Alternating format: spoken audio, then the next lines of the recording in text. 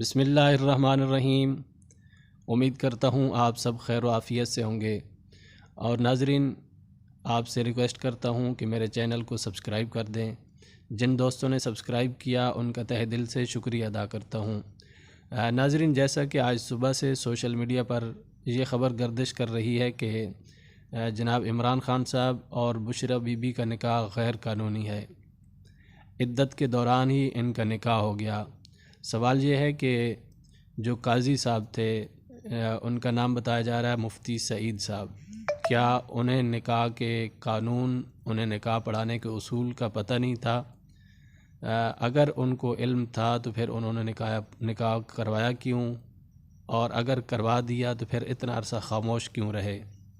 اور پھر آج اتنے عرصے کے بعد اس بات کو سوشل میڈیا پر وائرل کرنے کا کیا مقصد تھا؟